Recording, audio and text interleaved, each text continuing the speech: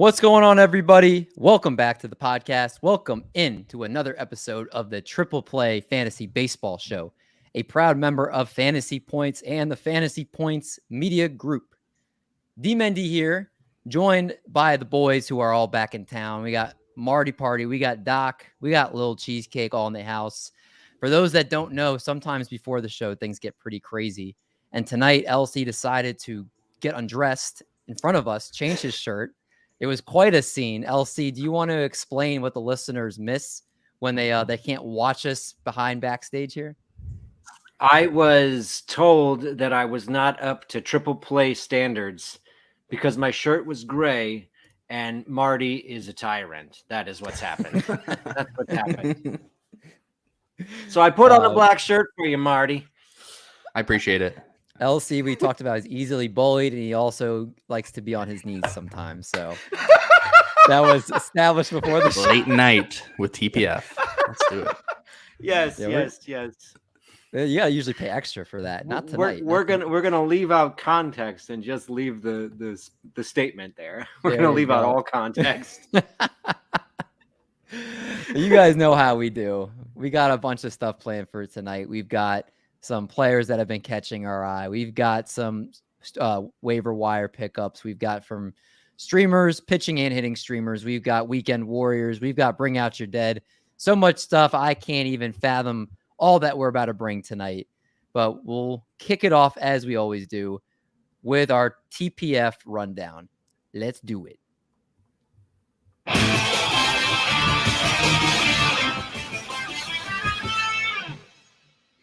All right, kicking this list off, I feel like there's Tigers on this list every week these days, and we have the resident Tigers fan here as part of the crew that can break it down for you. Eric Haase, over his last 7 days, a 364, 429, 1,000 slash, 2 homers, 5 RBIs, 4 runs, and 2 walks to 3 strikeouts. And if you guys remember, Haase went nuclear last July and was really carrying fantasy teams, and he's looking to kind of build on that again in this July. Right now with a career low K rate and a career high walk rate. Marty Party, are you joining in on the Eric Haase party, or are you going to put some cold water on it? Yeah, I'm definitely joining in. Reason being, I mean, catcher is just absolutely so brutal. So anytime you're seeing a guy who's picking it up, and it's not like he didn't do this last year. Last year, he had 22 home runs, 61 RBIs. You've already talked about it. He's cut his strikeout rate down. And then we hop over to, this is just a standard 5x5 Yahoo League. Over the last 14 days, he's the second best catcher. He's 35th overall with 4 home runs, the 10 RBIs, 8 runs. He's doing a little bit of everything. So we got to ride it out. Just ride it out right here. And yeah, he should be, especially in a 2-catcher league, is no doubt. And right now he's running in a 10-team league as a main catcher. Yeah, and again, that catcher eligibility, I think he's also outfield eligibility in some places too, isn't he? Oh, yeah, Yahoo. Yep, so he can help you out there if you need a 5th outfielder, especially when he's hot, just if you're kind of picking up and streaming that position. So, again, a guy to keep in mind there, especially this month. Now, he may sit. That's the only thing. I mean, there's been he sat the last 2 games, even though he had back-to-back home runs, and then he sat the last 2 games. So you may not get you might only get 4 or 5 games out of him per week, but hey, he's producing in those limited at-bats. And again, at the catcher position, that's actually, you might see most catchers playing like 5 games per week just because, how much they'll sit. So again, a good ad there in Eric Haase. This next player, Jack Suwinski, has been doing things for those Pittsburgh Pirates, doing a lot of things. Over his last 7 days, a 375, 500, 875 slash, 2 home runs, 3 RBIs, 5 runs, 3 walks, and 5 strikeouts. He's got a 31% K rate, not good. A 211 expected batting average, not good. All those showing signs of regression. Both of those are towards the bottom 10 percentile of Major League Baseball. But will that power play? Well, 14 home runs on the season. I think it definitely plays. LC, Jack Suwinski, what are you doing with him in a 12-team league? I think that he is a decent streaming option as a hitter. He's been hitting fairly well. His June batting average was 250. He hit 8 home runs in June.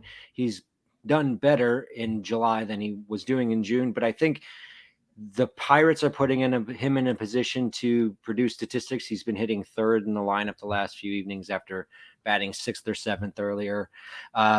So he's going to be delivering counting stats as long as he continues to perform. I think put him out there. He's on a hot streak. Obviously, you're trying to ride that hot streak, but he's probably your first drop once he starts to cool down. I think that he's a guy I'm picking up because I want to try and get a piece of this. He's been hitting very well lately. Yeah, again, Jack Suwinski has been a great power source, and just so you got to make sure that you keep an eye on for sure. He was a hitting streamer a couple weeks ago. That's right, Doc, but he doesn't ever keep track of these things, so he could be lying. That's true. Doc, let's talk about our next player here, Harold Ramirez, who I just played him in a points league last week, and he was like a gnat. He was super annoying. 4 points one day, 5 points the next day, 4 points the next day, 6 points the next day. I felt like he was I think he put up like 30 points on the week and just was consistently a thorn in my side. And I looked at his name in the box score and it just pissed me off every day. Well, over the last 7 days, a 333, 375, 533 slash, 1 homer, 4 RBIs, 7 runs, a walk, and 8 strikeouts. He's in the top 10 percentile in baseball in max EV and expected batting average. And he looks like he could keep getting playing time as the Rays are a win now team, World Series aspirations. It's not like they're playing for the future. So if he's hitting like this, might be in the lineup continually over Josh Lowe. What do you think about Harold Ramirez, Doc? Yeah, I think the biggest thing for him is he just hasn't had a home. He played a season with the Marlins. I'm not going to even say the second season because he had 11 plate appearances. Played 1 season with Cleveland and now in his first season with Tampa Bay, and he's 27 years old. As he mentioned, he was a thorn in your side last week because he hit safely in 7 out of 9 games. His expected stats are better than his actual stats. XBA of 317 as opposed to 314. Higher slugging percentage. He's batting 369 against lefties and 369 in June and 370 in July. So he's here to stay, David, and I hope he plays you in more weeks. Oh my God. Yeah, it was very annoying, but he's been very consistent. Obviously, the OBP is not great. He does not really walk, but he's somebody that is, again, somebody who's going to put the bat to the ball and do things for your fantasy baseball team. This next player, if you listen to the call up, he was, I believe, on the first episode. If not, it was the second episode of the call up. We brought up Derek Hall as one of our players of the week. He had 3 or 4 home runs that week, and I brought him up as a player as a player of the week on that show. He was called up by the Phillies and has been good so far. A 304, 739 slash. He's not walking, but there's plenty of power in this bat. 3 homers, 5 RBI, 6 runs, 0 walks to 9 strikeouts. Ks are a real problem with 9 in his first 20 at bats. He also had a pretty high K percentage in the minor leagues, but this guy has so much power from the left-handed side. He's going to hit a lot of home runs. The question is going to be, is he going to be able to stick around if the K rate stays as high as it is right now, near 50%, not get 9 in his first 20 at bats? This is actually an older prospect. I have to double check his age. I believe he's 26 or 27, and he's getting his first taste of the major leagues, which is old, which is crazy to say it's older for a prospect. So I'm a little skeptical if he's going to stick around in Philly. In my mind, if you have him on your team and you can sell him off for a piece that you know is going to be like a sticking around longer term that might be down a little bit, I'm okay selling high on Derek Hall. But if you keep him, you know he's going to hit some home runs for you if you're lacking in that category. I just wouldn't expect him to be somebody that's going to be a big asset for you for the rest of this season. And you're at 26. 26. Yep. So did you guys see the tweet that Jenny Butler put out again about Derek Hall? Where she picked up the wrong D Hall. Oh, that's right. Picked up the wrong Derek Hall. Spent like $60 on it, and it was the wrong one. I was gonna tweet a response to her. I decided not to because I was like, she's already in pain enough. But the tweet her the GIF of Max running the song "Running Up the Hill." Stranger Things fans will get that. When she picked up Derek Hill instead of Derek Hall. But yeah, somebody, again, if he's a free agent in your league and you're in like a 15-team league, sure. Like, go take a chance, see if you can get some home runs out of him. If you're picking up for fab, I would not break the bank for him. Let's talk about some pitchers. And we're going to go back to Marty Party and another Tiger on this list. And we're going to talk about Garrett Hill, who might be the sexiest player in Major League Baseball. I was going to say, how much time did you spend looking for this photo? This is like the worst photo. It's actually like one of the first like 10 that come up if you Google his name. When I saw it, I had to put his graphic. If you guys aren't watching on YouTube and you want to see the picture I chose for Mr. Garrett Hill, you can check us on the YouTube channel. First MLB start, 6 innings, 2 hits, 1 earned run, 1 walk, 3 Ks. He pitched in AA and AAA this year, so he's actually made the leap across 3 levels. He had double-digit strikeouts rates in both AA and AAA this year, but the ground ball rates were subpar, Marty Tallman. What are your thoughts as a Tigers fan of this Tigers prospect? So he's the 26th ranked Tigers prospect. So let's just all curb our enthusiasm with that. Ooh, good but when we look at his minor league numbers over the 2 teams, he played at AA for the Erie Seawolves and then AAA Toledo Mudhens. He had a 3.23 ERA. Over those 69.2 innings, he had 98 strikeouts. So the K upside's there, at least at the minor league level. Now, transitioning into the major leagues, I'm not too sure if it's going to be able to stick there. I don't think it's going to be anywhere near that. He has he's playing the White Sox this weekend, which if you have looked at their team against right-handed pitching, they're in WRC plus of 91, so they're ranked 24th. So this is going to be, I'm not going to say an easy test for Hill, but this is going to be something that if you're in a 15-team league, you're going to be watching, see how he does there, and you may want to pick him up for his next start. But as of now, I'm going to hold. I'm going to hold, see how he does. We'll move on from there. All right, make sure you guys hold Mr. Hill. And somebody going to keep an eye on our buddy Z2 checking in here. Missed Toby in the chat, man. Toby's a great fantasy baseball mind, not just fantasy football. And he said, who would you target in a points league when selling high on Isaac Paredes? Could use a starter at first base or third base. Selling high on Isaac Paredes, which I do the Isaac Paredes. I should say. I mean, it depends. Is this redraft? How do you guys feel about Joey Votto? I don't like him. Would you trade Isaac Paredes for Joey Votto? I wouldn't, because Paredes has eligibility, multi-eligibility. Votto's power's gone. Yeah. What about Vinny Pasquantino? I don't think you're going to get. He's not going to get Vinny. That. What about someone like Luke Voigt? That's who I was thinking of. I don't know if I would take that trade though. I don't know. Would you trade Isaac for Luke Voigt? No, I'd hold him. So then we should give him somebody that he actually is going to want to. Voigt. I have to. I feel like those are shallow positions. Okay, well, how about I'll throw some names here. I'll throw some names at it, you guys. What about Anthony Rizzo? No. I wouldn't trade Rizzo for Paredes. I would keep Rizzo. I would keep Rizzo. So you like Rizzo over Paredes? Yep. Mm-hmm. And he said it's a redraft 12-team league. I'll try to talk about others that could be in that range. What about Josh Bell? I'd rather have Josh Bell. I'd rather have Josh Bell as well. Okay. What about Trey Mancini? Ooh, Trey Boo Boo. He might get traded. What about Kyle Schwarber? Oh my gosh. I'm just kidding. What about Mancini? I think I'd rather have. I would rather have Isaac. I'd rather have Isaac too. Mm-hmm. Really? What about Ryan Mountcastle? That's not gonna happen. Yeah, I think Mountcastle's hitting too well right now. Reese Hoskins. No, he's doing too well recently. Real quick on Reese Hoskins, he had 4 home runs last week, and of course, I played him in a head-to-head league. Dude hasn't done anything. Of course. What about here's the one that could be a good one. What about Christian Walker? Oh, that's Isaac. We need to find one we disagree on before we move on. He said he already has Hoskins. Walker's power's been really good this year. Mm-hmm. Yeah, 21 home runs. And he's somebody that he could get average at first base. What about Santiago Espinal? Because he has third base eligibility. I'd rather have Isaac. What about Josh Naylor? Isaac. I'm waiting to hear. Has there been any update on his back injury? Did you guys hear?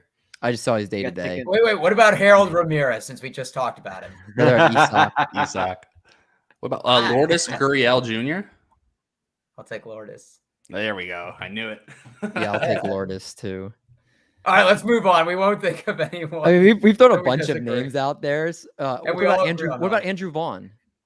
That's Vaughn. Vaughn's a good trade. I mean, these are guys I would be trying to get with Isak. Yeah. Yeah, but these are hopefully Toby.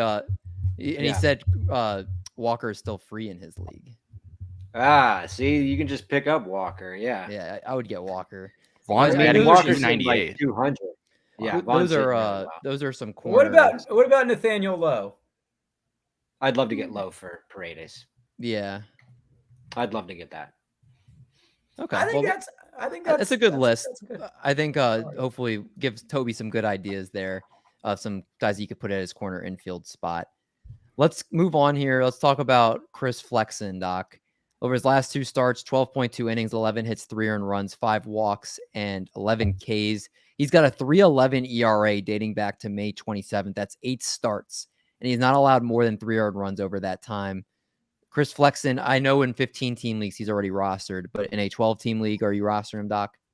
I'm rostering him, but you got to be wary with him. So he's had 16 starts this year, and 2 of the outings he's gone less than 5, and 2 of the outings he's gone 7 or more. So most of the time he's getting in that 5 to 6 innings pitched sweet spot.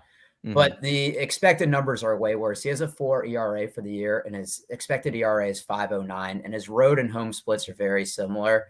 And he's allowing a career high, second career high as opposed to his rookie season with 1.1 homers per 9. I just think the blow up is coming soon. Like I know he hasn't had a start that has given you pause, but just the underlying metrics don't look good.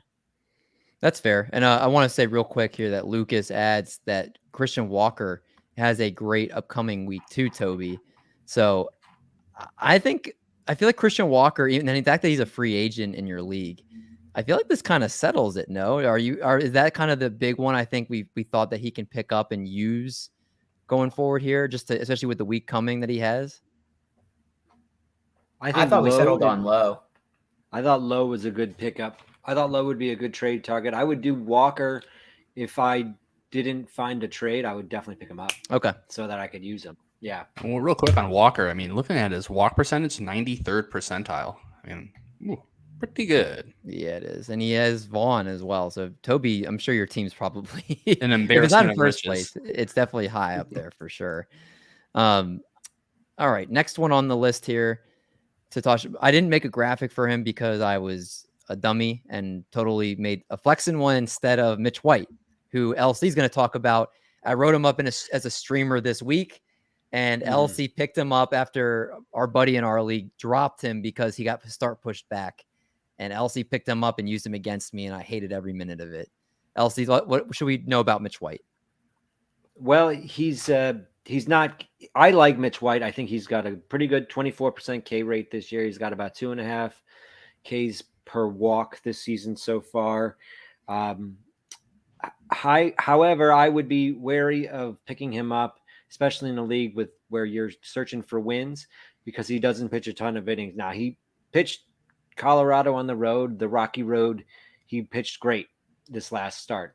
Pitched 5 2/3 innings. It was the longest start of the season. He's gone 5 innings a few times. Usually he goes between 4 and 5 innings. So that's why I say if there's wins, I would be wary to pick him up. I think he's going to pitch well. And of course he has the power of that Dodgers offense behind him. But you look where he's picked up good starts, where he's gone at least 5 innings and pitched well. The White Sox, who Marty just said can't hit righties. The Rockies on the road. So I would pick him up, not necessarily to start him. His next start is at St. Louis. I wouldn't play him there. I don't think that he's going to go 5 innings. But if I had room on my roster to stash him, I think he's one of those pretty decent hive and dives that I would be looking for his starts to try and use him, because I think he's going to do well against poor teams, but he's not going to pitch enough against the good teams to get you enough volume or wins. That's fair. Yeah, I think Mitch White right now is just somebody you just pick up, use for a little bit, and then, I wouldn't expect much, like LC said.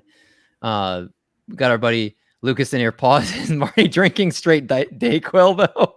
What are you drinking, Marty? It would be, and this stuff's fire, man. It's the Gator Light Rapid Rehydration, and I got the watermelon flavor. How is it? Is it good? I actually really like it.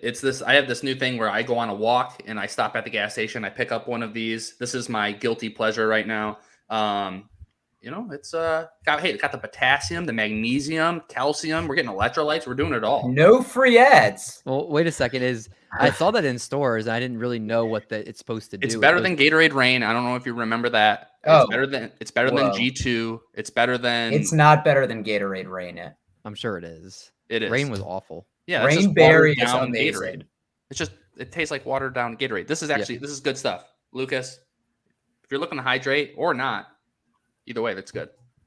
Marty's going to be the official sponsor for. Hey, if we can get a Gatorade sponsor, let's go. Woo! That would be juicy. It's got electrolytes.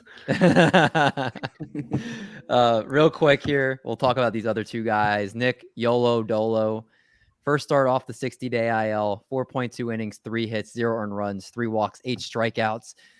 Many people like myself, I think, were a little wary him coming off the 60-day IL and him pitching deep into a game. So many people, I don't think, started him for this. But if you look over his last 15.1 innings, he has 4 earned runs, 5 walks, and 25 strikeouts. Curveball has nearly a 50% whiff rate on it. He looks amazing. And for those that stashed him or picked him up before this start, he's going to be someone you're going to roster, I think, rest of season. I think he's going to have occasional problems, but this lefty looks like the real deal for them, and they need pitching. So Nick Lodolo, I think, is somebody you got to make sure you pick up if he's a free agent in your league. The other guy, Brian Bayo, first MLB start, 4 innings, 6 hits, 4 earned runs, 3 walks, 2 strikeouts. Electric arm that is apparently going to start on Monday, even with Chris Sale's return. So they said he's going to stay in the rotation, even at least for that start. He could play multiple roles. That's one thing I just want to highlight. Even if he loses his spot in the rotation, he might not get sent down. You could see him in like a Garrett Whitlock type of role where he pitches 3 innings. You know, if a starter like Rich Hill goes 4, you could see Bayo piggybacking him. And we've seen how valuable that role could be, especially in points leagues. And he could be someone like that kind of goes in that Spencer Strider type of mold, somebody that throws hard, gets a lot of strikeouts in a little sample. And it really helps your ratios, helps you in points leagues as starting pitcher, relief pitcher eligible. So he's somebody, unless he gets sent down, I would try to hold him if you could. Just keep an eye on that. Toby says, have you all tried Prime yet? Only 25 calories, great taste. Have you all had Gatorade Prime? Nope. I've never heard of Gatorade Prime. Is it a Gatorade? I'm assuming he meant Prime, Gatorade Prime. I have to Google it now. Prime Ice Pop. It kind of looks like a workout drink. Whoa. If it's the Ice Pop. Oh, Prime Hydration. I have seen this, but the 25 calories scared me away. Is it 25 calories? Is it 25 calories per serving, or is it 25 calories for the whole bottle? Let's go to vitaminshop.com and I can tell you. No, I don't know. Because I wanted, if it's 25 for the whole bottle, that's not horrible. Let's see. This is turning into a weird show. This is what we give you. This is why we're the best. 25 calories, serving size 1 can. It's 25 calories for the bottle. 6 grams of carbs, 2 grams of sugar. I'm sure it's good. I'll have to try it. All right, Toby, give us the best flavor. And I promise you on next week's show. I would say the smash or pass picture. Are we getting that? We might have to, for sure. That's a new segment. He says not Gatorade as a hydration drink. It's Logan Paul's and KSI's drink. We're gonna lose people. We're gonna lose people subscribing to us. No, it's a good conversation. All right, so Toby, you convinced me. Next pod on next Thursday night, I'm going to buy one from the Vitamin Shop, and I'm going to drink one, and I'll give my rating on here. Marty, you bring your Gatorade rehydration or whatever. Yes, it is the Gator Light. And then you two bring a drink you've never tried, and we're all just going to try drinks together. That's just how we're going to roll. All right, I'm down. If I can do the pod in Chicago next week, I'm down. Someone's going to have to remind me, but I will do it. The Ice Pop Blue Raspberry. All right, Ice Pop. Ooh, the lemon lime. Okay. All right, you've sold. Toby's maybe secretly marketing with them because he sold us pretty well. All right, time for now a segment that I always love to get to. It is time to bring out you dead.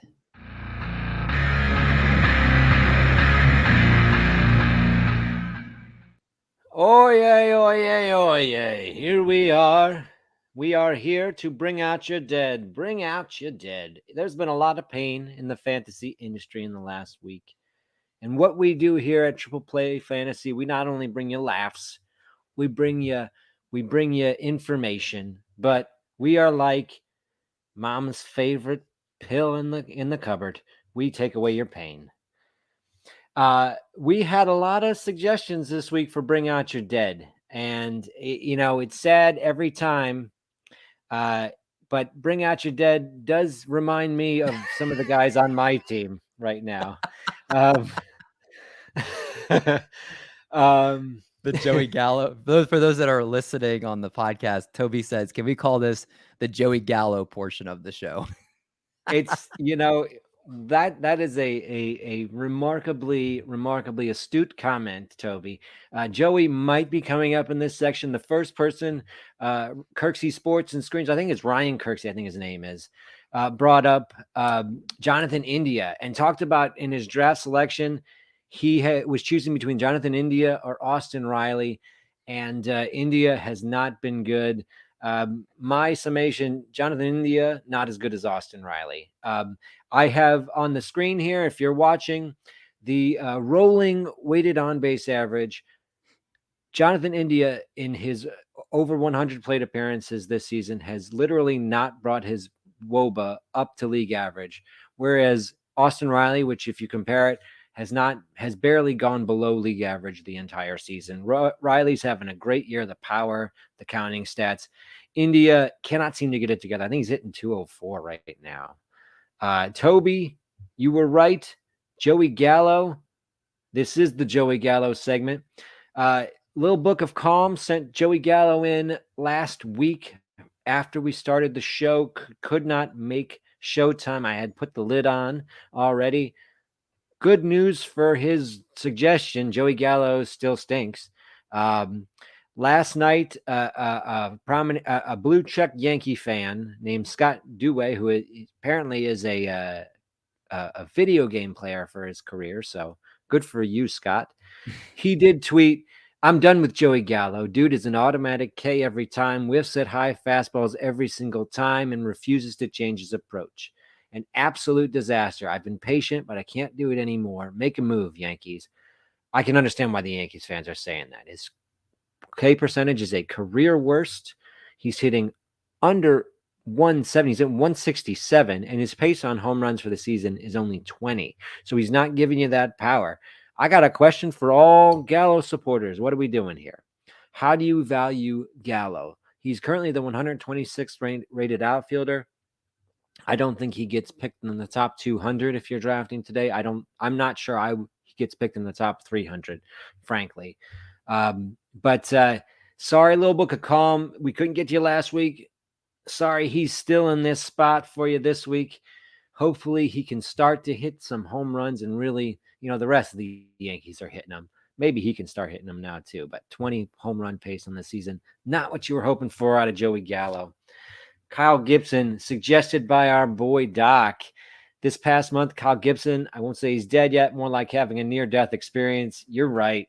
Kyle Gibson has had 2 straight bad starts. Gave up 4 straight home runs his last start versus St. Louis, which tied the MLB record for consecutive home runs allowed. 11 other pitchers have done it in the history of Major League Baseball. I thought this was a funny tweet. Another blue check mark. I don't know who this person is, but he just said, Kyle Gibson just became the leading vote getter for home run derby pitcher, which I thought was very funny. Can he turn it around? He's had a few poor starts prior to this one, whereas he was very sharp in April. He's had a few two poor starts prior to these last 2, turned it around each time for a few start stretch, but these last 2 really worrying, hoping the little break gets him back on track. Kyle Gibson helping a lot of my teams, and a lot of players are really reliant on him. This slide equals pain. Yeah. Toby says Joe Adele greater than Joey Gallo. And is Chris Bryant dead yet? Are we still waiting or even trying to buy? He just hit his first home run, which is nuts for the Rockies. Yeah. Draft a center who I gotta praise anyone who praises centers in the NFL, because the one time I was team MVP of a team I was on, I was the starting center of my childhood football team, and I was team MVP because I volunteered to play the offensive line when we needed an offensive lineman, and I wasn't terrible. So I have always felt an affinity to centers, and Draft a Center here recommends already nicknamed Whit Merrifield.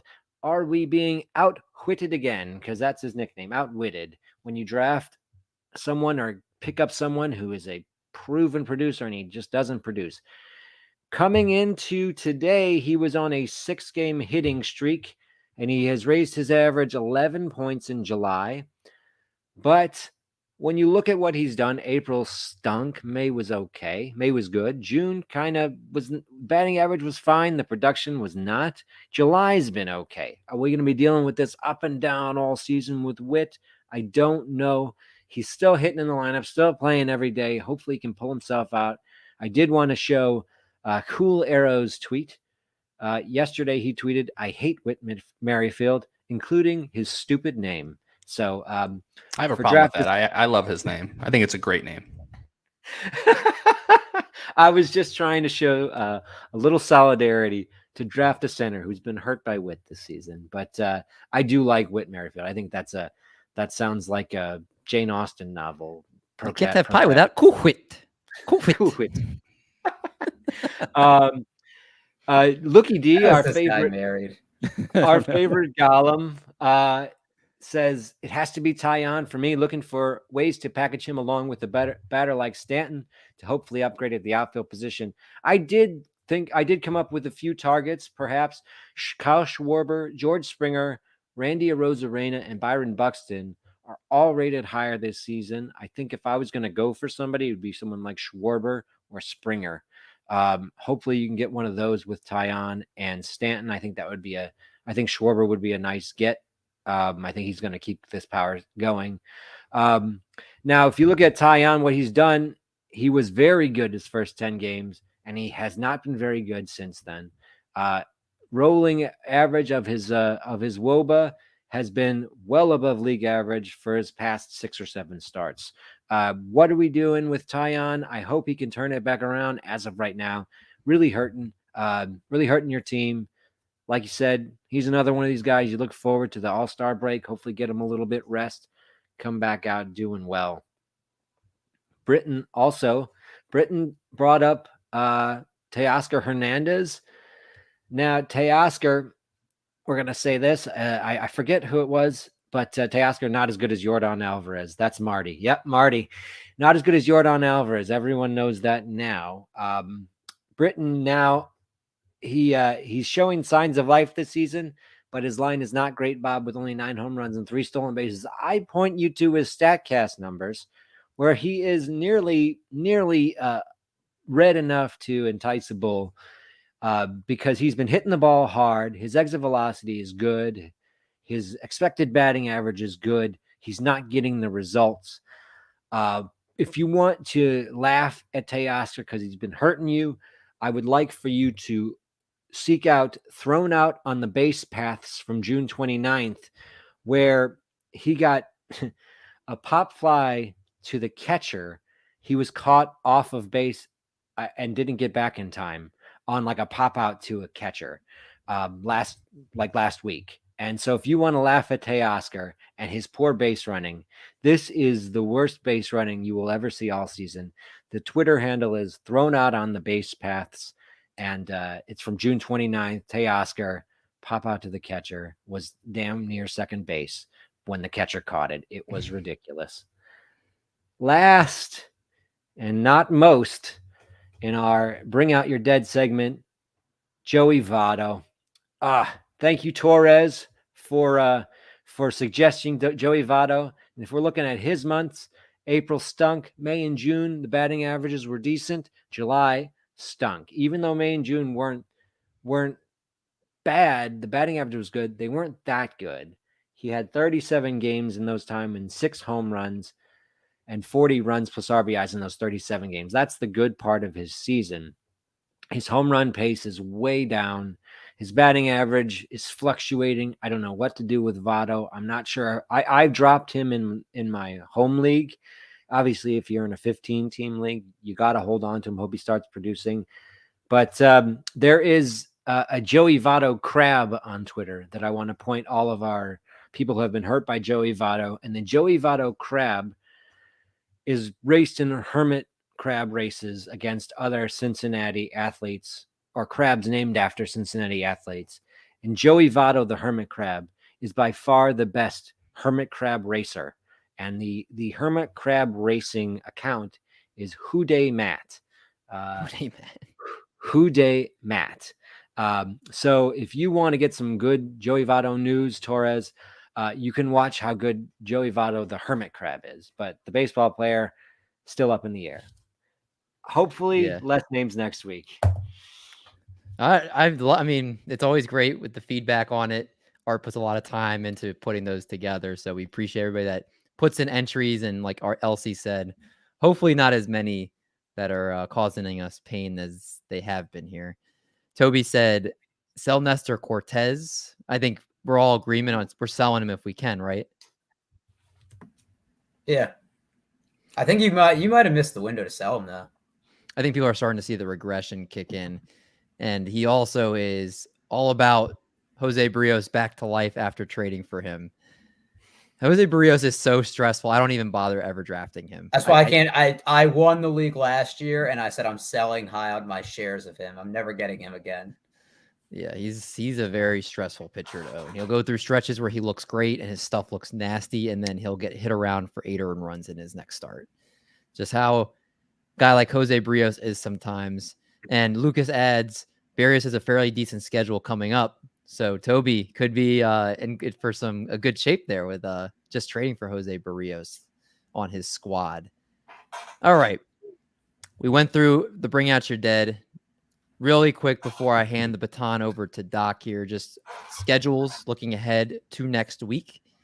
You can see teams that have 7 and 6 games if you're looking on the YouTube channel. It's a lot of them. But the teams I will highlight for those listening on the podcast feed, the Angels, the Orioles, and the Dodgers play 5. And conversely, the Tigers, the Royals, the Guardians, and the White Sox all play 8. So all AL Central teams that are not the Twins play 8 games. And then the Angels, Orioles, and Dodgers play 5. Everybody else plays 6 or 7. So just make sure you make those necessary roster moves where you need to. Our most added players as of Monday morning, we have Isaac Paredes being the first time all season the same guy has been back-to-back. So he is now in 63% of leagues. Dean Kramer, Derek Hall, Vinny Pasquantino, AJ Minter, Will Smith, Johnny Cueto, and Juan Yepez are in the green. And then in the red, it's usually a mix of injuries and bad performance. Jake Berger, most dropped, 16% of leagues. Tony Disco, Anthony DeSclafani, 14%. Emilio Pagan, Oscar Gonzalez, Michael Lorenzen, Roenzi Contreras, Zach Davies, and Jack Flaherty are your most dropped players from the last week. Really quick, though, if Jack Flaherty's a free agent in your league, have you guys been trying to go pick him up, or have you been leaving him there? I've been leaving him. I'm one of the people that dropped him. I'm over it.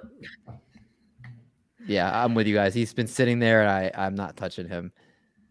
But I saw Eric Cross tweet, is he the Byron Buxton of pitchers? I actually thought it was a pretty good comparison. The only thing I would say it's a little off is Byron Buxton has shown more flashes, I think, consistently. Flaherty had that 1 second half of the year where he was untouchable. But outside of that, he hasn't shown me that he's elite. I mean, he hasn't shown you that elite stuff. He's had really good stretches, but Byron Buxton can't stay healthy. Byron Buxton only shows good stretches in April. We'll see his numbers at the end of the season. And Lucas and Toby, Lucas said snagged Barrios off the free agency last week. Decent run support and a pretty good schedule ahead. So if you have Jose Barrios, our buddy Lucas, who's pretty plugged in. Why was he a free agent? I mean, you could see after like an 8 earned run outing, people are probably like, forget him. I'm done. You bench him. I wouldn't drop him. It depends on the league. I think I could see it in like a 10-team league. I could see Barrios being dropped. That's crazy. Would you guys drop Tariq Skubal? I never touched him. I would. And real quick on Flaherty, he's actually at odds with the Cardinals. Apparently Flaherty rushed himself back, and then because and they tell you this that an athlete knows their body better than anyone, but we saw exactly what happened. So for the rest of the season, I'm staying away. Yeah, I'm not touching him. And I'm not touching Tariq Skubal. Both those guys, I'm definitely Scooby Snacks. I was right. Look, I'm like a psychic. Lucas said it's a 10-team league. Yeah, Barrios, I'm not. He's not on my pitching rotation in a 10-team league. No chance. No chance. All right, let's go to you, Doc. Let's go ahead and let's talk about some of your hitting streamers for this next week. And just for the record, have you been keeping track at all from last week, or are you just winging it again? No. Once I get hot water again, then I'll be following it. But my life has been in shambles for the last 2 weeks.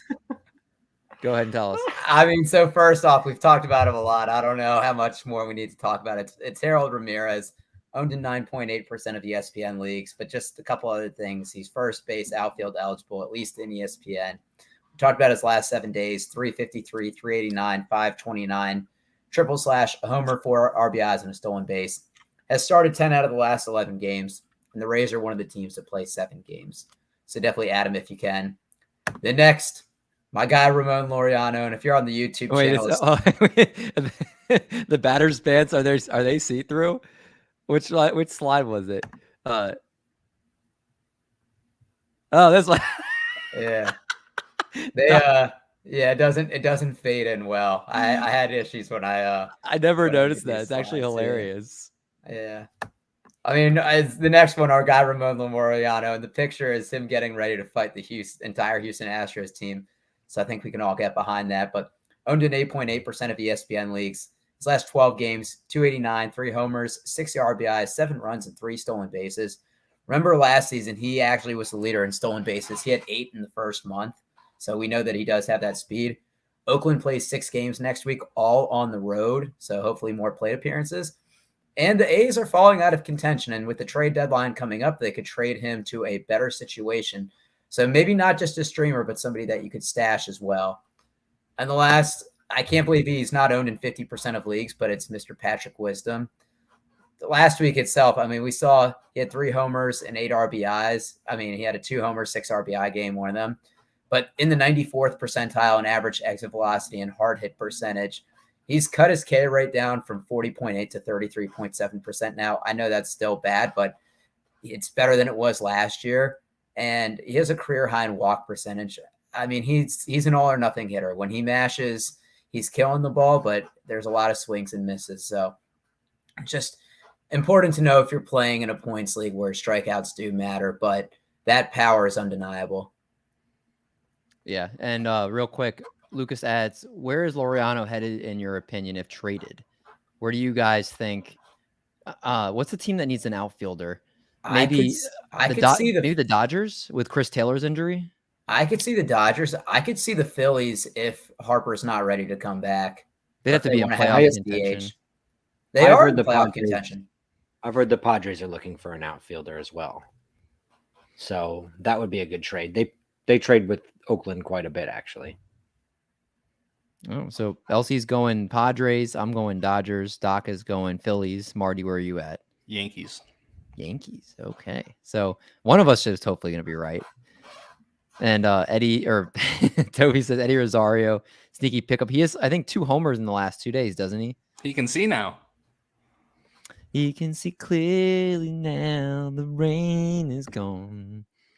That's right. Eddie Rosario got that eye surgery. He ready to hit. And Patrick Wisdom got dropped in my league and was excited to pick him up. Yeah, I mean, he's going to hit a lot of homers. Just the batting average and the Ks. As long as, I don't know if it's Toby, if it's not a points league, that's a pretty good move. Points leagues, I think he's going to be a little problem there. Let's go now to another one of, I think, our favorite segments every week. It's Marty 2 start pitchers, and I never have a sound that I like for it. But just because the first slide is Gwen Stefani, I'll play this one for those horn dogs out there. Wow. That is offensive. Okay.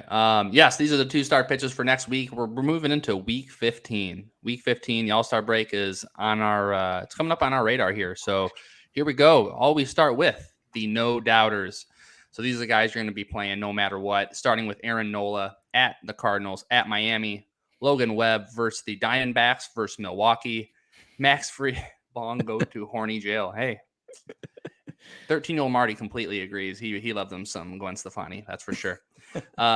Max Fried versus the Mets at Washington. Luis Severino versus Cincinnati, then versus Boston. Spencer Strider, who's an absolute beast, man, versus the Mets at Washington. And Max Scherzer, welcome back, Max. He's still absolutely fantastic. He's going against, he's at Atlanta, then at the Cubs. So those are the no doubts. Moving into the, why not? Use the graphic. And for those of you guys on the YouTube page, you get to see, wait, who are these two again? I didn't really watch Jersey Shore that much, so I don't know their names, but it's Vinny and Angelina. Vinny and Angelina. So Vinny jumped on a grenade, and he says, you're not going to do this. So just like that, you have these players, you probably drafted them high, you have a lot of investment in them, or they've been really hot lately, and there's no way you're not going to play them. So we're going to start with Sean Manaea at Colorado, which is always a little scary, but then on the back end of that is the Diamondbacks, which I love that matchup. Logan Gilbert continues to be very solid versus the Nationals at the Rangers. Miles Michaelis versus Philly versus Cincinnati.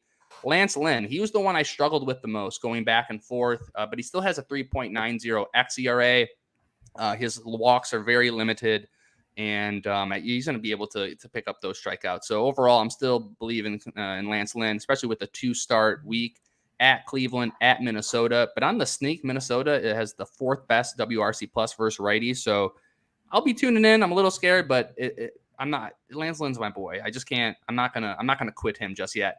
Merrill Kelly continued to surprise me, but all of his StatCast data looks great. His expected numbers look good. At Giants, at San Diego. And when you look at San Diego, they're actually in the bottom half against righties. So not as good as a lineup as you think, at least on paper. Corey Kluber versus Boston versus Baltimore. Last time out against Boston, he had a quality start, did really well. And then the back end of that's versus Baltimore. So I like that. Alex Cobb, look at all of his StatCast data. It's absolutely beautiful. David, I know you told me this a few months ago to keep an eye on him. And then he got hurt, but he is back. He has two pretty good matchups. Arizona's great. Milwaukee's middling. And then David Peterson for the Mets. Another one of those. I was struggling kind of going back and forth, but I looked at all his stats and hey, at Braves. Yeah. Leave that back up. Lucas is taking Eric's job tonight. Well, no, and that's in Lucas. What I want you to do some homework here and go look at his last start against Boston. He actually did really well, and so that's the only reason why I'm backing that. Because Toby's questioning it too. That's right. Let's go under the hood here. I'm going on the baseball. Doc, you can sit back tonight. You don't have to sit here. Oh no, I'll don't worry. I'm waiting to pull my. I mean, Corey Kluber has been pretty good for the most part this year. I don't hate it. Well, this is going to be interesting. Now I'm going to be watching Corey Kluber. So Kluber's last time out against the yesterday he played them. So he went 6 innings, 3 hits, no earned runs, 5 strikeouts. So, I'm not gonna sit him after that. And then finishing up with David Peterson at Braves at the Chicago Cubs. Moving on to everyone's favorite segment. I'm a David Peterson guy. But that's a little risky. Marty. But I can carry on. Moving into the risky business, some names that crush my heart a little bit. Jose Brio. He's unless you're in a 15-team league or you're feeling lucky, I wouldn't be running him out there. But he's versus Philly, versus KC. Josiah Gray versus the Mariners versus the Braves. Trevor Rogers, who I want to believe in so bad, even with the Pittsburgh start and then the Phillies on the back end, I still just can't do it. He just doesn't. I don't know. Have you guys watched his starts? Like, it's just everything's so lackluster. I mean, his stuff's okay, but it's just he's walking people constantly and the Ks aren't there. And then lastly, Cal Quantrill, who has this is a really good matchups. Detroit's literally the worst team versus righties in all of baseball. And then Chicago's the 24th ranked team. But you look at all his expected stats and everything that he's done, he's not going to get you Ks. The only thing he really does is he doesn't really walk people, but it's still risky to me. There's no strikeouts there, and you're just kind of hoping that he survives. And I think the White Sox, they have to wake up. That team is too talented to not eventually get it going a little bit. So ending it up with Cal Quantrill. And these are the take a seat. So do not play these guys under any circumstance, whether it's, it's a big name, but you haven't seen him. Unless it's Eric Fetty. Eric Fetty did well. He did well. Marty, can we have I have to say this really quickly. Please. I got to take Chris Hansen off the screen. Yeah. So I was in my home league matchup, and I was deciding between starting Eric Fetty or Aaron Ashby off the IL. And there was a point where I thought that decision was going to cost me my week, and I was going to come on here and be very upset. And then it ended up not mattering. It ended up not mattering. But I have to say, I was very upset when I saw Eric Fetty do well. And I'm going to give you a chance for redemption now. Well, and if you would have asked me, Aaron Ashby coming off an injury, you never play a pitcher coming off an injury, I would have went with the Fetty Wap, especially after his first start was pretty good last week. So. And, I'll take my victory lap at the end. Continue. Lucas Marty. says, "Let us have fisticuffs, my good sir. The Gallo has been thrown. Orioles also a sneaky good batting team lately." It's true. I want to say, Lucas, I sent you a DM because we needed somebody to come on for Doc next week. So we've been DMing, and I think Lucas could be heading on the show. That's Lukey D for those actually that for you guys that don't know. Hey, don't count me out just yet. I'll try and sneak away from work. It's okay. Lucas is still going to come on. Baltimore versus righties is fine. Versus lefties, no.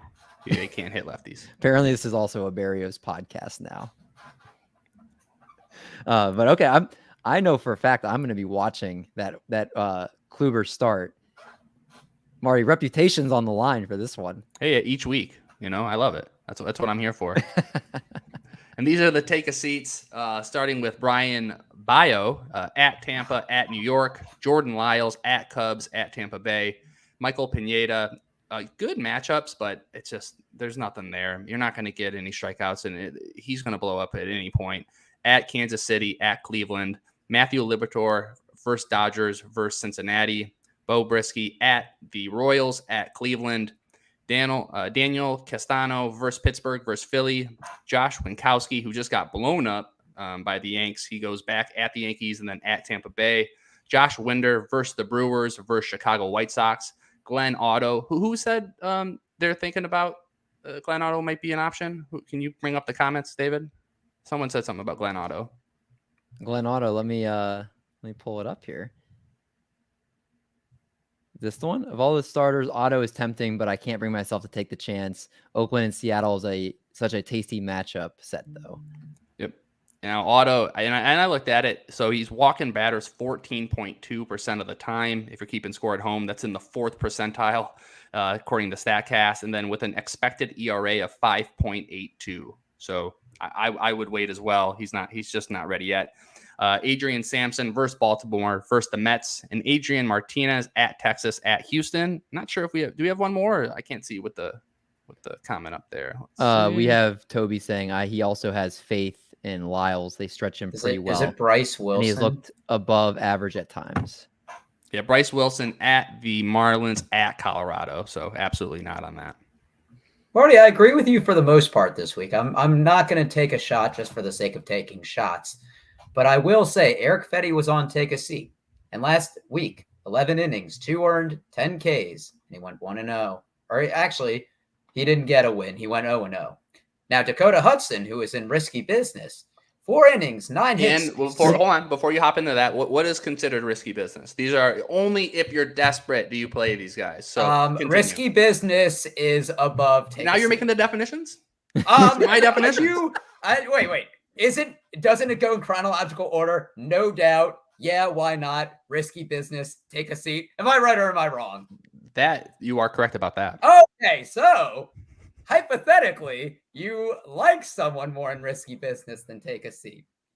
So Dakota Hudson, 4 innings, 9 hits, 6 earned.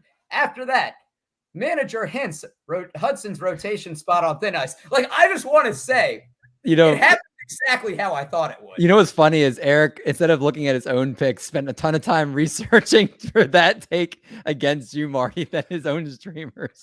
Now, what happens on July 9th against Philly if he has a good outing? Do we reconvene next week and you apologize, or what are we doing? I mean, that's not going to happen, but like. Well, Doc, all right, who's the one you're super against this week? Because Lucas boom roasted. I think Doc, I agree with Marta. I think he's been a little hard on Bo Brisky, but he actually had a good start today against the White Sox. Yeah, I did it before that, but I mean, look at his expected stats. I think it's more the matchups, but I mostly agree with him. I'm not going to take a shot or disagree just for the sake of doing it. So there's no one this week that you are. Bo Brisky has a 5.86 expected ERA. His K percentage is in the 9th percentile, and he's just getting destroyed all over the place. He's another Alex Fado waiting to happen. Faedo, yeah. I think that David Peterson and why not deserves to be in a little bit more of risky business. But I went back and forth with that one. But if you look at Peterson's stats, he looks good there. Chicago's going to be a good matchup for him. The Braves are hitting well, so I like the Mets, especially with the way they're hitting. That you give him an opportunity for a win. I gave him the nudge to kind of get over that. That's why him being the last one on the list. It's the cutoff. He was the last one to get it in the bar before they closed admission. But overall, good list, Marty. I approve. That's my only goal for this whole pod is just to get a little bit of appreciation from Doc. So thank you as always. Of course. Well, Doc, let's stay with you. Let's go over our pitching streamers. All right. So I do keep track of my pitching streamer stats. And last week, my pitchers went 0-1, but they went 18 innings, 3.5 whip or 3.5 ERA. That's a 3.5 Dakota Hudson whip, 1.22 whip, and 12 Ks. Can't get run support. They can't get run support. But for people owned below 50% of leagues, that's fair. So the first one, Dean Clemmer. What happened to his legs? Yeah, that's cut off. So Dean Clemmer owned in 11.4% of ESPN leagues. And look, last game wasn't pretty. Gave up 5 earned against the Rangers, but all of those came in the 5th. He actually threw shutout through the first 4. And prior to that, he's thrown 23.2 scoreless innings, which spanned over 4 outings. And the Angels are 1-4 in July. They've scored 10 runs so far. So I'm seeing Dean Clemmer on Saturday when I go to the game. So I'm speaking into existence. He'll pitch a good game.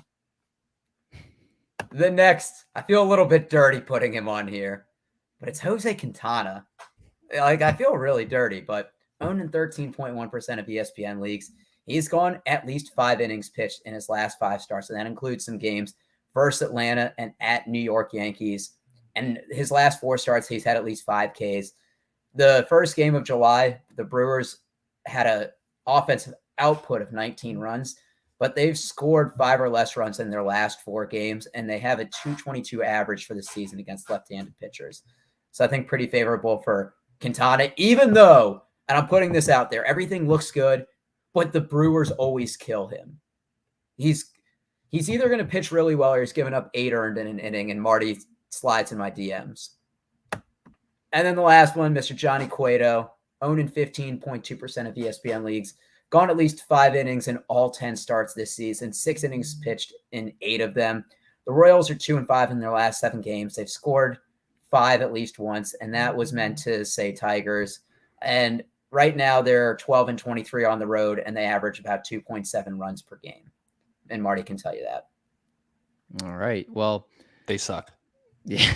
But right now they're beating the White Sox 1-0.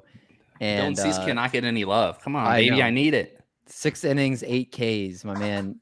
1 earned run. If he gets the loss, that is no bueno. My man's trying to chase a Cy Young right now, and you guys are preventing that, which is not good. Only hope is that Baez fouls off a drive into the Sox bullpen to take out TLR. Tony La Russa is just, I don't know what he's even doing. And Doc Toby giving you some love with the Kramer pick. This thing is a good call. Appreciate you, Tobes. Where does Quintana get traded to? Lucas thinks the Blue Jays. He retires. I mean, which team you think needs the Dodgers. The Dodgers need everyone. Dodgers pay for everybody. I can see him getting traded to the Yankees. I'm thinking right now. What about the Red Sox? Red Sox were the team I thought of. Their staff is kind of struggling now. All right, so we have our Ramon Laureano bet. Let's do our Jose Quintana one. All right, Art and I are Red Sox. I'm Yankees. Oh, Tigers. No, I like Dodgers. Okay, that's always a safe bet. Yep. All right, so that's where I guess where Jose Quintana goes. Now let's go to another Marty segment. Let's go to Marty's Weekend Warriors. The most anti Weekend Warrior music. Is the Ultimate Warrior dead? Because if so, he's rolling over in his grave. That is awful. You got to give him some supercharged music, dude. This guy, look at those biceps. I had that at one time, but then Toby having his eardrums blown out, it makes me scared to play it. That makes sense. Starting for the weekend warrior. So this is this weekend. So the July 8th through the 10th, Friday, Saturday, and Sunday. These are the guys that are probably on your waiver wire that you just want to pick up, not only for this week, but a couple of these guys for the rest of the season. And piggybacking off what Doc said, I completely agree with Ramon Laureano. So in a Yahoo leagues, he's only owned in 32% of rostered in 32% of leagues. He has 3 games versus Houston, which is obviously one of the best pitching teams in all of baseball. So the matchups this weekend aren't great, but long term, I think it looks good. Batting 292 over the last 7 days with 4 bombs. He's got you a steal. He's 6 RBIs. He's doing a little bit of it all, hitting at the top of that lineup. And we've already talked about it. He can get traded here soon. Number 2 is going to be Franmil Reyes. Of course, he hit a home run off the Tigers' first pitch in the first pitch he saw in the first inning. Cleveland outfielder, 56% rostered, 3 games versus Kansas City. He's batting 250 over the last 7 days with 3 home runs, 6 RBIs. He's one of those dudes that when he's hot, you just ride the wave and you wait till it crashes and you can drop him again. So I expect him to continue to hit bombs, especially for this weekend because he is on a roll. Eric Haase, we already talked about him as well. But yeah, catcher, he's still rostered in only 9% of leagues. So 3 games this weekend versus the Chicago White Sox. We already went to his stats. He's got 2 home runs over the last 7 days, and he's batting .364. Now going into the pitchers. So, and if I didn't realize this, but if there's a big trend, can you guys see the trend with all, or 5 out of 6 of these players, or what division they play in? They're all in the AL Central for the most part, especially all the pitchers. So number 1, we're starting with Devin Smeltzer, Minnesota Twins, 27% rostered at Texas this Saturday. Over his last 18 innings, he's got a 2.00 ERA, a 0.78 whip, 15 strikeouts. And then when we zoom out over the whole year on over 10 starts, he has a 3.04 ERA. He's not walking anybody. His walk percentage is in the 96th percentile. And when we look at Texas versus lefties, they're mediocre, a 113 WRC plus, so a little bit on the better side, but nothing that's going to deter you from wanting to start them, especially if you just need the ratios or you need some counting stats for the last day. Number 2, Johnny Cueto. We already went over him as well. 24% rostered in Yahoo leagues, playing your Detroit Tigers on Saturday. He's been actually, dare I say, a savior for the White Sox. I mean, really, I don't think anyone expected him to go 60 innings with a 3.30 ERA, a 1.22 whip, which is a little bit high, but he's gotten you 48 strikeouts. The Tigers have a WRC plus of 72, which is literally the worst in baseball, ranked 30th. So absolutely glorious matchup. And number 3, Zach Plesac. Raise your hand if any of you guys have Zach Plesac on any of your rosters. Nope. Nobody? You wish you did. I have him on one. And then you've noticed he has, especially for a quality start league, he has 7 quality starts in a row. 7 quality starts in a row. It's absolutely amazing what he's doing on the season. Over 85.1 innings. He has 60 strikeouts with a 3.80 ERA, a 1.23 whip. Now his xERA is 5.75. So the regression's coming, and it's going to come hard. But I don't think it's going to be this weekend when he takes the Royals. He faces the Royals on Sunday. They rank 21st in WRC plus versus righties. So I would ride that wave. So your weekend warriors, again, for hitters, Ramon Laureano, Franmil Reyes, Eric Haase. And then for your pitchers, Devin Smeltzer, Johnny Cueto, and Zach Plesac. All right. That's pretty good list there. Toby says, breaking news, just got Marcus Semien for JP Crawford and Dylan Carlson. What do we think of that move? Wow. I like that. Yeah, I do too. That's insane. He got Marcus Semien? Yeah. I like it. Toby winning in trades left and right, man. What we'll have to check him in the triple players ball. Or no, Toby couldn't do it because of not allowing the NFBC in Texas. And that's going to be for Michigan. Michigan was not able to sign with NFBC, so I don't know if next year I'll be in any of the money leagues. We'll see. All right, so that means you're getting dropped from the Triple Play podcast. No, it's brutal. If you can't be in the Triple Players Ball, you're dropped from the podcast. The only thing, really quick on that, only thing I care about is that Jacob deGrom is coming back. It's going to save my team. I'm moving on up, guys. Have you guys heard Zach Ballsack? That is absolutely hilarious. That's his nickname. I know. Cubby I wish Cubby was in the chat more because that's the stuff I like. Comes in with the hard hitters, man. Oh, he does. I've never heard that, and I'm never going to unhear that now. But yeah, that's so weird that the NFBC is like, Marty, you should draft in another state, and then when you make free agent moves, just give me your login, and then I can make the moves for you. I wonder if a VPN would work on something like that.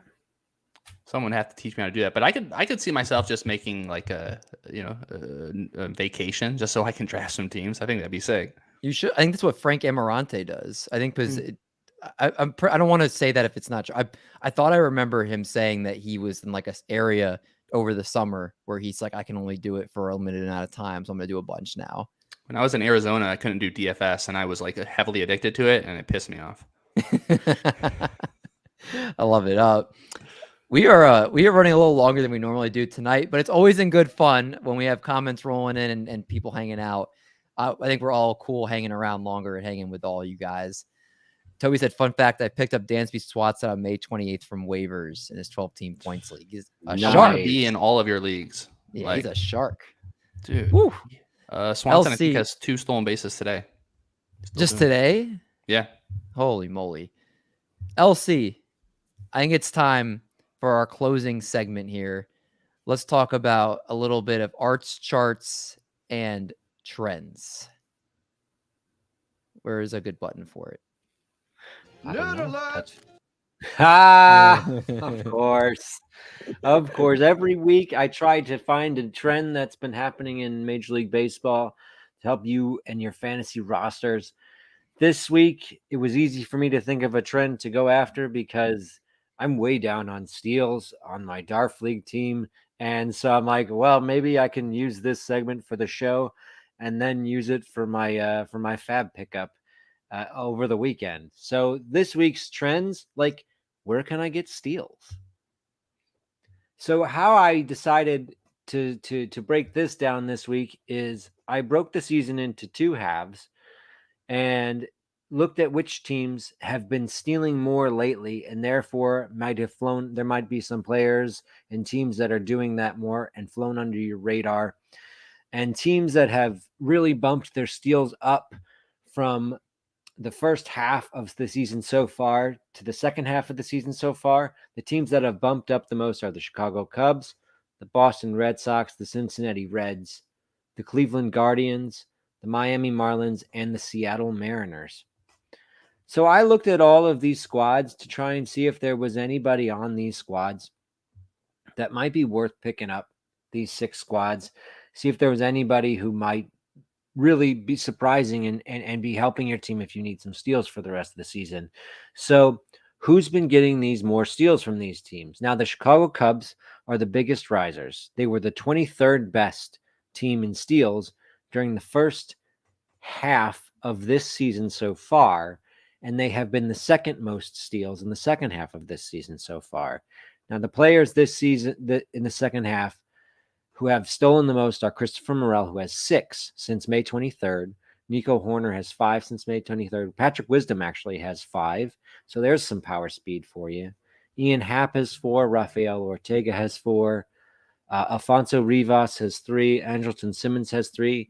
And Seiya Suzuki has 2. Seiya Suzuki just came back a few weeks ago. So those 2 hopefully are just a fraction of what he would have gotten in that time. I think he is definitely a speed pickup, but he's not available.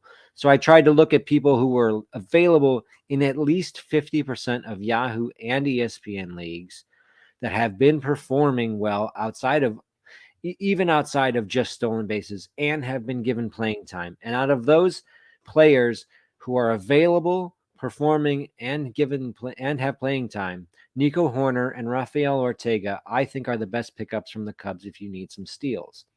The Boston Red Sox have jumped from 28th best in the first half of this season so far to 16th best in the second half of this season so far. Their main steals guys have been Trevor Story, Jarren Duran, Franchi Cordero, Bobby Dahlbeck, and Christian Arroyo. Now, Dahlbeck has 2, but he's a first baseman. So that is actually, I think, a pretty good total in the past since the beginning, the end of May. 2 stolen bases out of a first baseman. That's respectable. He might be able to give you a few extra chip-ins from your your average first baseman. So the people who I feel here who are available in at least 50% of leagues in Yahoo and ESPN, playing well and performing, are Jaron Duran, Franchi Cordero, and Bobby Dahlbeck. I think all of those people are worthy pickups.